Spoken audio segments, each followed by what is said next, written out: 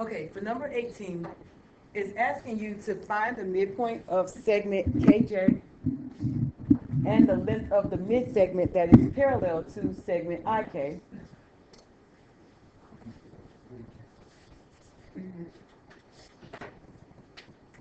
Then it wants the area for the whole triangle and the perimeter for the whole triangle.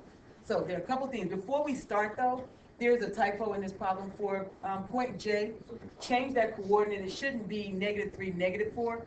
J should be -3, +4.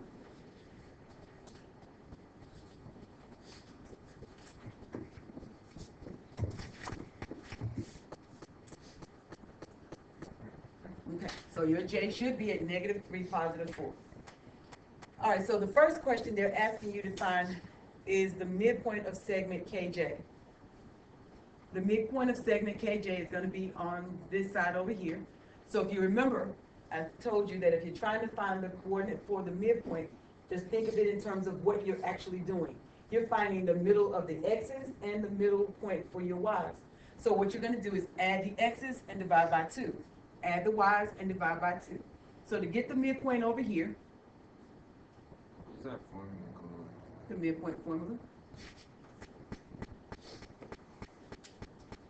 So to get the midpoint, if I add my x's, my x will be -3 plus 3. What is -3 plus 3? 0. So 0 divided by 2. Then you're going to add your y's. 4 plus -1. What is 4 plus -1? 3. What kind of 3? Is it positive or negative? Okay, so +3 divided by 2. So this midpoint is going to be located at 0, 1.5. All right, so let's find that. Okay, so here, 0, 1.5 is right here. So that point is our midpoint. We know the coordinate of the midpoint is at 0, 1.5. Then, we'll write that over here. Here. Now, the next thing they're asking us to do is to find the length of the mid-segment that's parallel to segment IK. Well, that's going to be simple if you remember the rule. A mid-segment is a segment that connects the midpoint of two sides. Well, M is a midpoint over here. I can do the work over here to find the midpoint, but I know just by looking at it, it's right around here at -3.5, and then +1.5. So -3.5, +1.5.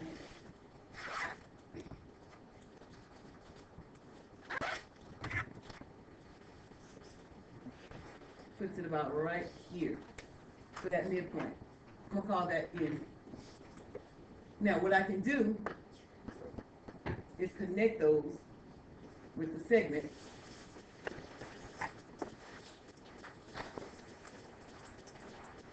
Okay, that segment is your mid-segment.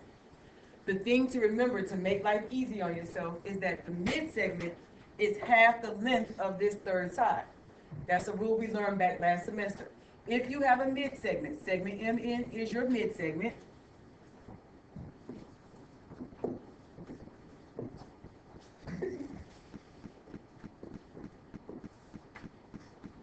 Segment MN is the mid-segment. The length of this mid-segment is going to be half the length of segment IK. So the easiest thing to do, since IK is a nice horizontal segment, just find the length of IK. So you can count it. Start at I and then count your first one. This is 1, 2, 3, 4, 5, 6, 7. So the length of segment IK is 7 units. Well, the mid-segment MN is half of that. What is half of 7? 3.5. So MN is 3.5 because segment IK is 7. And that's all we have to do there.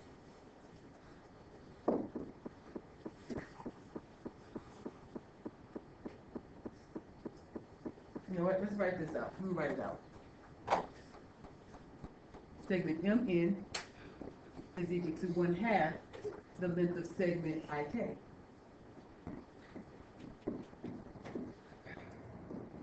So half of 7 equals 3.5. Okay. So that's how we got 3.5 for the mid-segment. Now you can go down to the question where it's asking about the area for the triangle. This triangle, finding the area for it is going to be much easier than doing the others. Even though we can do it, we can draw the rectangle around it and then count the squares, make the right triangles and subtract them out. Or, since this one sits nicely and you can tell where the length is on the bottom and the height, you can just find the area by using the area formula. Let's write it down. Area for a triangle is equal to 1/2 base times height. So what we're doing is this part right here. Now follow me in this triangle over here. In this triangle,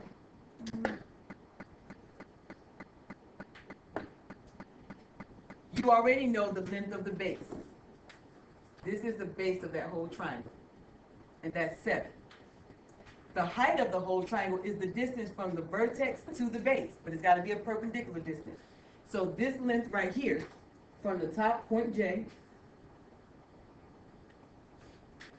all the way down here, that's going to be your height. You can count that out. That's 1, 2, 3, 4, 5. So the height is 5. The base is 7. You can plug in 1/2. The base is 7. And the height, again, is this distance going from the top all the way down. That's going to be 5. 7 times 5 is 35. Half of 35 is what? 17.5 units squared. Okay?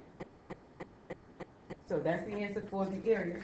Now the last thing they asked for is the perimeter. And the perimeter is going to be just like we did on the other side. You can make those little rectangles and stuff. Can I erase all this extra stuff out of here? You know what? I don't want to erase. Let me go down.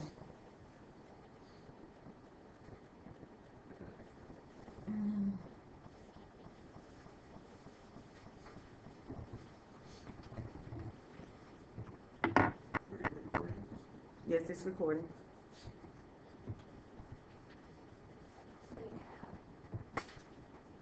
How is it recording? Oh, I got it in the background, but it's recording. I'll show you in a minute.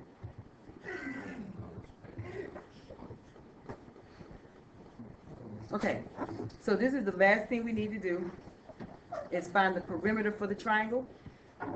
So I'm doing it on a clean triangle because there's too much going on with the one up at the top. All right, so remember we made our, You gotta do, right ratio. yeah, that's what we're gonna do.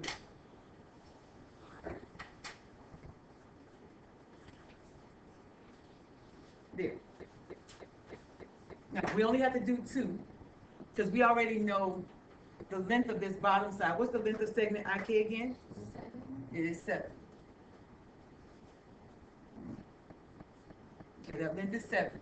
We still need the length of segment IJ over here, and we need the length of segment JK, which is the long side over here on the right. So we can call this triangle A, and that's going to be triangle B. So to find the area for those, well, not the area, the length of that segment, we can use Pythagorean theorem again. So what's the length of this side up here at the top on this triangle? This is 1. What's the length from top to bottom? Okay, let's count it if you're not sure. Just 1, 2, 3, 4, 5. So to get the length of this diagonal segment, JI, you're going to have 1 squared plus 5 squared equals, I'm going to call it A squared. Just because this is part of triangle A. Okay, so 1 plus 25 equals A squared. 26 equals A squared, and then when you take the square root, you get about 5.1 is the approximate value for A. So this length over here is about 5.1.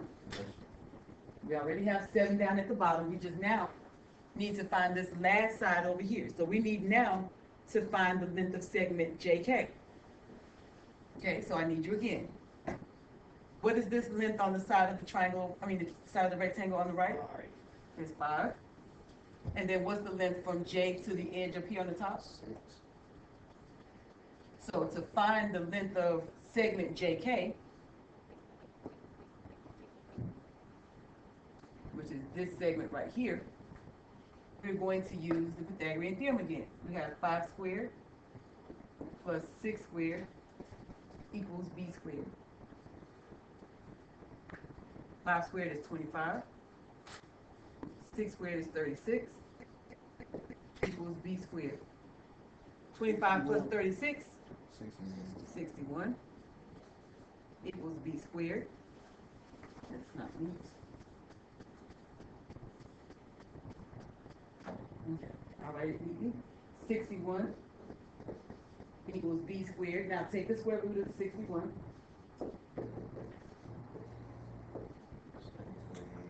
7.8. Okay. So B is approximately 7.8.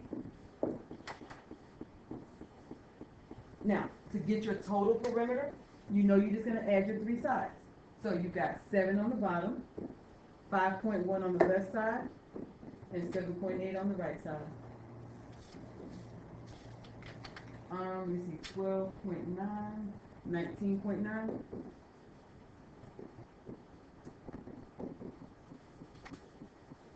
Okay, that's your perimeter.